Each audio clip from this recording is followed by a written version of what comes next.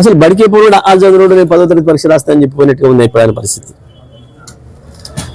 వాళ్ళు చదివినోడు 10వ తరగతి పరీక్షకు అనుమతి ఇవ్వండి అని చెప్పిపోయి కూర్చొని పేపర్ ముందు పెట్టుకొని ఏడ్చిన పద్ధతిలో కనబడుతూ ఉంది.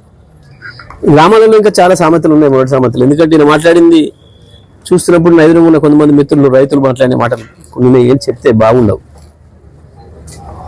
ఇంత స్పష్టంగా తనకు తానే ఒప్పుకున్న తర్వాత నాకు పరిపాలన చేత కావట్లేదు, ఇది నాతో కావట్లేదు అని చెప్పి ఒప్పుకున్న తర్వాత ఇక ఆయన ఒక్క నిమిషం కూడా ఆ పదవికి అర్హుడు కాడు.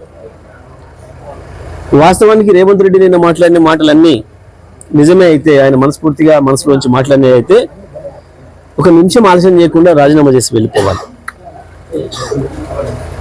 వాస్తవానికి ఇవాళ ఆయన మాటలు మేము మొదటి నుంచి చెప్తున్నది నిజమని తేల్చినాయి. కాంగ్రెస్ పార్టీ అలవిమాలిన హామీలు ఇస్తుందని, భారతదేశ బడ్జెట్ మొత్తం తీసుకొచ్చి పెట్టినా వీళ్ళు ఇచ్చిన హామీలు నెరవేర్చడానికి ఒక తెలంగాణకి సరిపోవని, రాహుల్ గాంధీ సోనియా గాంధీ వీళ్ళు ఇచ్చిన స్క్రిప్ట్లు రాసి చదివిపోతున్నారని, ప్రజల పట్ల ఏ ఒక్కరికి కూడా చిత్తశుద్ధి లేదని, ఈ రాష్ట్రం పైన అవగాహన లేదనే విషయాన్ని చాలా స్పష్టంగా మళ్ళీ నిరూపించుకున్నారు.